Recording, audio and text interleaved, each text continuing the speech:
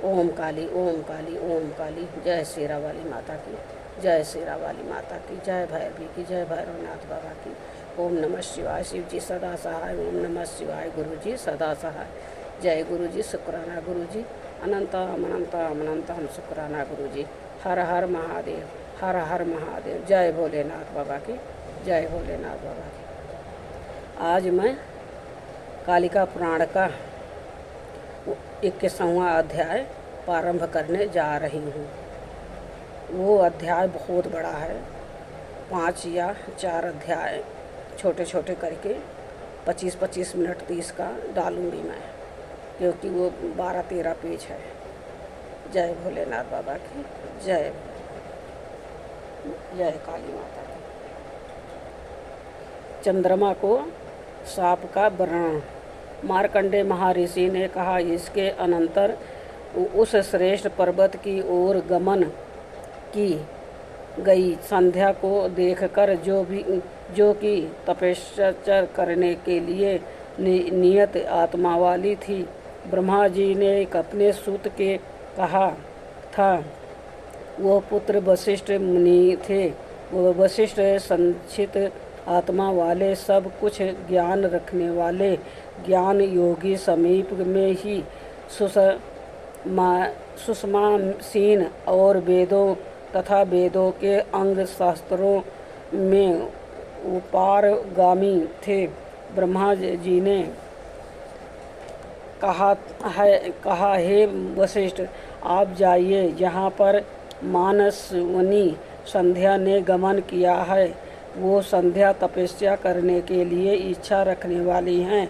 आप जाकर इसके विधि के अनुसार दीक्षा दीजिए। पहले यहाँ पर कामुकों को देखकर उसको लज्जा हो गई थी। हे मुनि श्रेष्ठ, उसने आपको मुझको और अपने आप को सकाम ही देखा था, अर्थात सभी के अंदर काम वासना का अवलोकन किया था। पूर्व में होने वाले अयुक्त रूप में संयुक्त कर्म को विचार करके वो हमारे और आप अपने भी प्राणों का भली भांति परित्याग करने की इच्छा करती है। इस प्रकार से जो मर्यादा से रहित पुरुष है, उनमें वो तपचार्या के द्वारा ही मर्यादा की स्थापना करेगी। वो साध्वी तपस्या करने के लिए ही इस समय चंद्रमा भाग पर्वत पर गई है। हे तात, वह तपस्या के किसी भी भाव को नहीं जानती है। इस कारण से वो जिस प्रकार से उपदेश को प्राप्त कर लेवे और वैसा ही करिए। आप सभी अपने इस वर्तमान रूप का परित्याग करके अन्य रूप धारण करके उसके समीप में तपचार्या का निर्देश कीजिए। आपके इस स्वरूप को देखकर पूर्व में जैसे वो लज्जा को प्राप्त हुई थी, उसी भांति अब भी लज्जा को पाकर आपके आगे वो कुछ भी नहीं कहेगी। आप अपने रूप का त्याग करके ही अन्य रूप वाले बन जावें। फिर उस महाभाग वाली संध्या के लिए उपदेश देने को गमन करें। मार्कंडे मुनि ने कहा, ऐसा ही होगा। यह कहकर वशिष्ठ भी जटाधारी ब्रह्मचारी बन गए थे, जो एकदम तरुण था। मुनि वशिष्ठ चंद्रभाग पर्वत पर उस संध्या के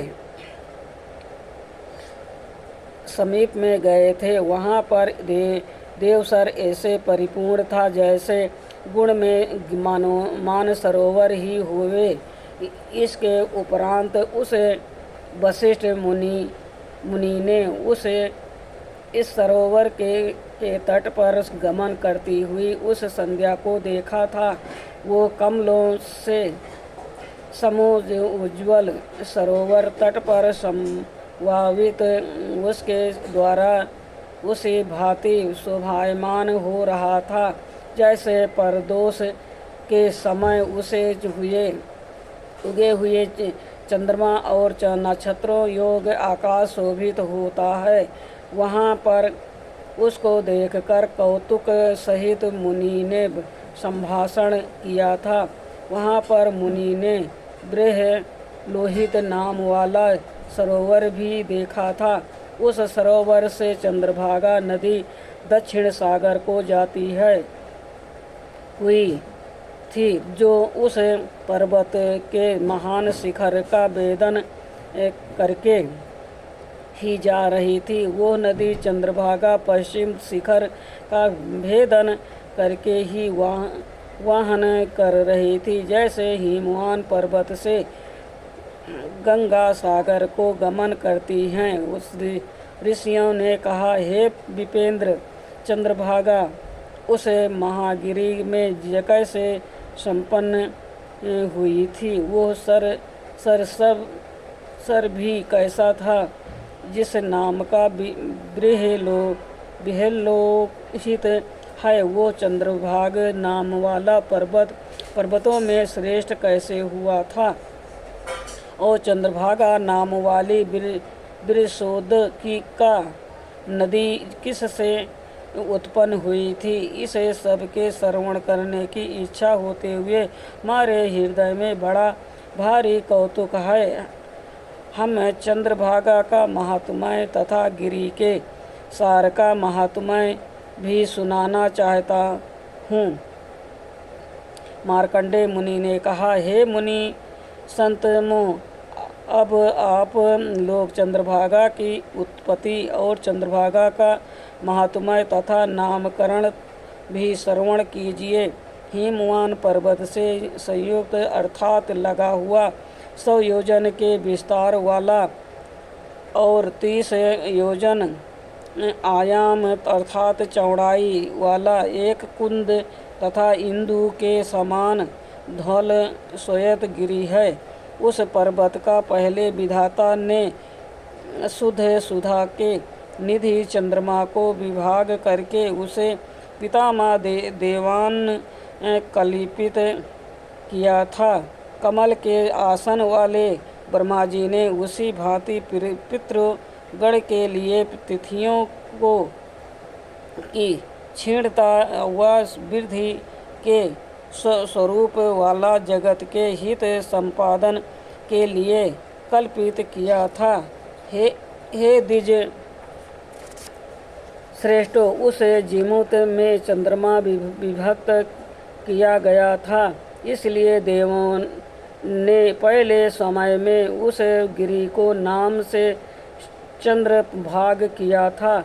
ऋषियों ने कहा, यज्ञों के भागों में स्थित रहने पर तथा क्षीर सागर से संपन्न अमृत के रहने पर कमलासन ब्रह्मा ने किए, किस लिए चंद्र का देवान किया था? उसी भांति कर्म के रहते हुए किस कारण से पितृगण के लिए उसे कल्पित किया था? हे ब्राह्मण, ये हमको बड़ा संशय हो रहा है। उसको आप हमको सूर्य की ही भांति छेदन करिए। द्विजोतम, आपके अतिरिक्त अन्य कोई भी इसका छेदन करने वाला नहीं है। मार्कंडेय महर्षि ने कहा, प्राचीन समय में प्रजापति दक्ष ने परम सुंदरी 27 अश्विनी आदि अपनी पुत्रियों को सोम के लिए प्रदान की थी।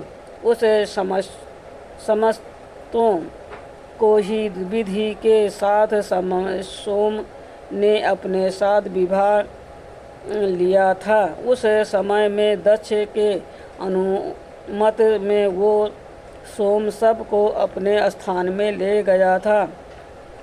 इसके अनंतर चंद्र उन समस्त कन्याओं में राग से हुरोड़ी के ही साथ निवास करता था और रसोत वह कला आदि के द्वारा रमण किया करता था। वह सोम केवल रोहिणी का ही सेवन किया करता था और रोहिणी के साथ ही आनंद मनाया करता था। रोहिणी के बिना सोम कुछ भी शांत नहीं की प्राप्ति नहीं किया करता था। रोहिणी ही में प्रायण रहने वाले चंद्र को देखकर उस सब कन्याएं अनेक प्रकार के उपचारों के द्वारा चंद्रमा की सेवा करने लगी थी। प्रतिदिन उनके द्वारा निषेवित होते हुए भी चंद्र ने उनमें कुछ भी भाव नहीं किया था, तो उस समान में वह सब अमरस के वश में समागत हो गई थी। इसके अनंतर उत्तरा फाल्गुनी नाम वाली भरणी, कृतिका, आद्रा, मघा, विशाखा, उत्तरा भाद्रपद, ज्येष्ठा और उत्तराषाढ़ ये 9 बहुत ही अधिक कुपिता हो गई थी। वह सब चंद्र के समीप जाकर चारों ओर से कहने लगी थी। निशानाथ को परिवृत करके फिर उन्होंने रोहिणी को देखा था, जो उस चंद्रमा के वाम अंग में स्थित थी और उसके द्वारा अपने मंडल में रमण करने वाली थी। उस सबने उस वर्णी रोहिणी को उस प्रकार की देख कर वह सब हवि से हुतासन की ही भांति क्रोध से अत्यधिक जल गई थी। इसके अनंतर जिसके 3 पूर्व में हैं, ऐसी पुनर्वसु, पुष्प और औलेसा के सहित माघा, भरणी और कृतिका ने चंद्र की गोद में स्थित महाभागा रोहिणी को हठ से पकड़कर ग्रहण कर लिया और वह अतीव कुपित होती हुई रोहिणी के प्रति कठोर वचन कहने लगी थी। हे बुद्धि वाली, तेरी जीविका रहते हुए चंद्र और हम दोनों को बिल्कुल भी अनुराग नहीं करता। जब भी किसी समय में ये चंद्र सूरत में उत्सुक होकर समीप स्थित होगा, तभी बहुतों के क्षेम की वृद्धि के लिए हम उस दुष्ट बुद्धि वाली का हनन कर देंगे। तुझको मारकर हमको कुछ भी पाप नहीं होगा, क्योंकि तू बहुत सी स्त्रियों के प्रजनन का हनन करने वाली तथा बिना ही रीति काल के पाप करने वाली हैं। जिस अर्थ के विषय में पहले ब्रह्मा जी ने अपने पुत्र के प्रति कहा था, नीति शास्त्र के उपदेशों के लिए वो निश्चय ही हमारा सुना हुआ है।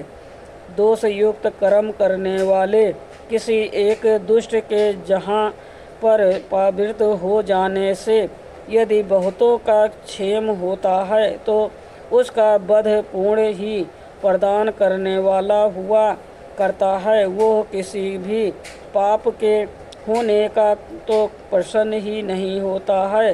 वो जो स्वर्ण की चोरी करने वाला है, जो मंदिरा का पान करने वाला है, जो ब्राह्मण की हत्या करने वाला है, जो गुरु पत्नी के साथ संगम करने वाला है और जो अपने आप का घात करने वाला हो, इसका वध करना पूर्ण ही प्रदान करने वाला होता है।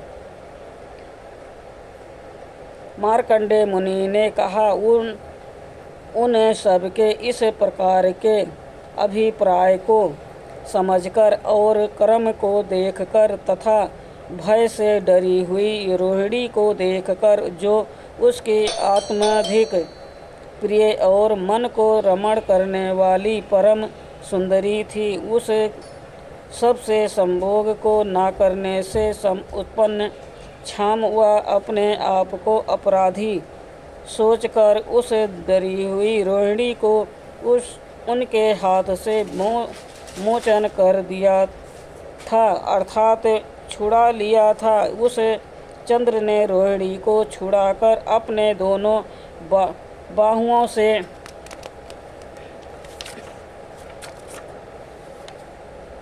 उसका रोहिणी भली भांति आलिंगन करके उसे चंद्र ने जो कृतिका आदि भामनियाँ थी उसे सबका धारण कर दिया था। इस भांति इंदु का धारण करती हुई कृतिका आदि से लेकर मघा ने अंत तक भामिनियों ने उस रोहिणी को देखती हुई उस को मानसिवानियों से साम्य वचन कहे थे। हे निशानाथ, हम आपका सबका निरसन करने वाले आपको न तो कुछ लज्जा ही है और न पाप से कोई डर ही है। आप तो एक प्राकृतिक अर्थात साधारण जन की ही भांति बर्ताव कर रहे हैं।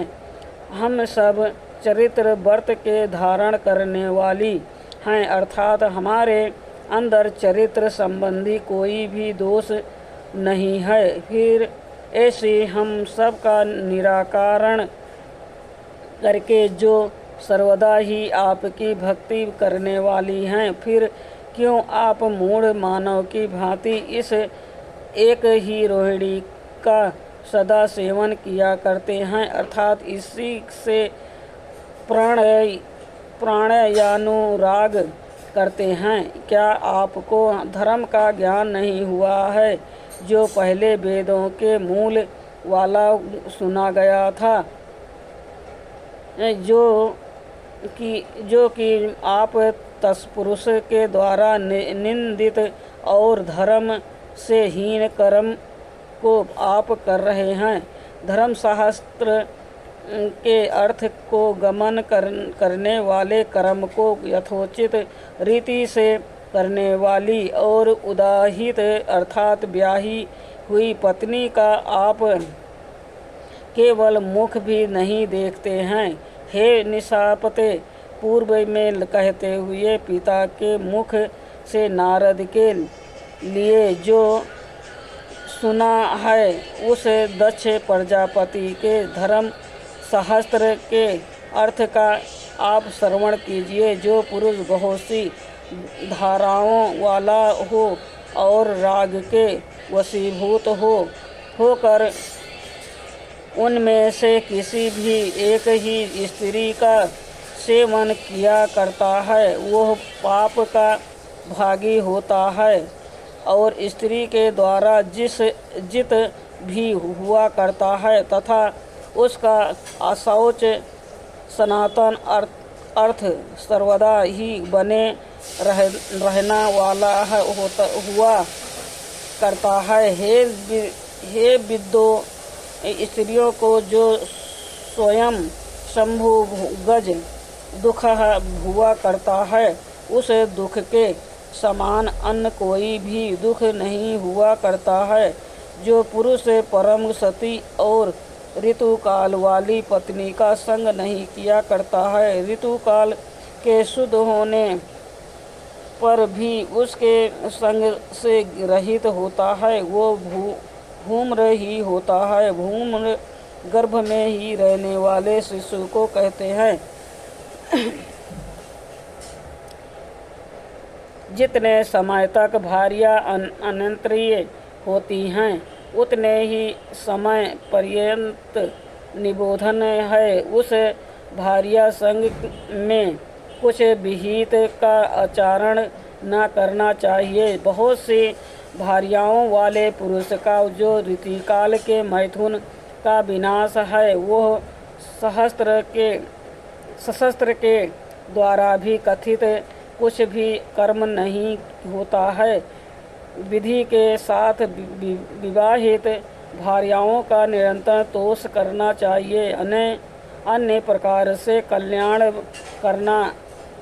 करने वाले पुरुष का भी उन भार्याओं की तृप्ति से कल्याण होता है। भार्या के द्वारा तो भार्या संतुष्ट हो और भार्या के द्वारा भार्या संतुष्ट होवे, जिस कुल में यह नित्य ही होता है, वो पर निश्चित रूप से ही कल्याण रहा करता है। इसमें कुछ भी संशय नहीं है। सौभाग्य के मद से अहंकार वाली जिस पत्नी के द्वारा संपत्नि का संगम करने के लिए भारता का विरोध किया जाया करता है, वो स्त्री दूसरे जन्म में वैश्या हुआ करती हैं और उसको अधर्म भी होता है। ऐसी स्त्री का तथा पिता का कुल दोनों ही प्रसन्न नहीं हुआ करते हैं। पति के विरुद्ध मान होने पर जो सपत्नी के साथ प्रवृत्त होता है, उस अकल्याण करने वाले दोनों को ही अधिक दुख हुआ करता है।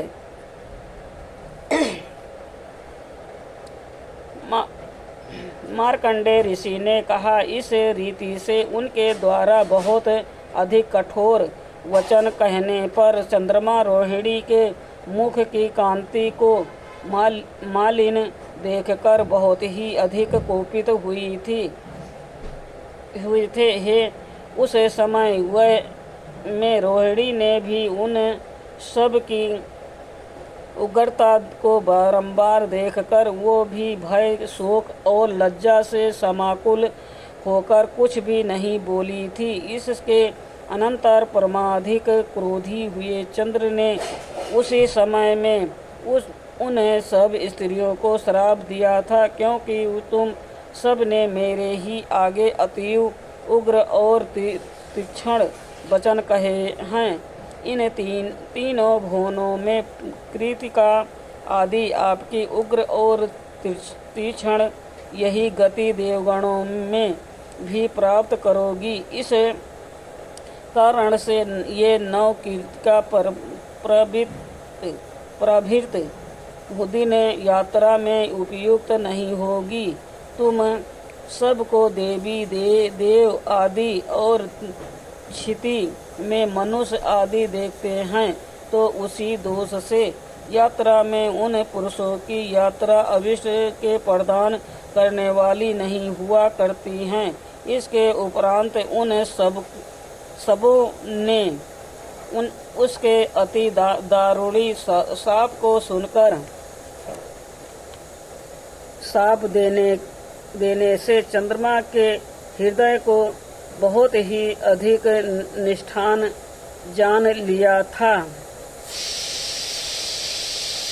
आज का एक कालिका पुराण 21वां अध्याय में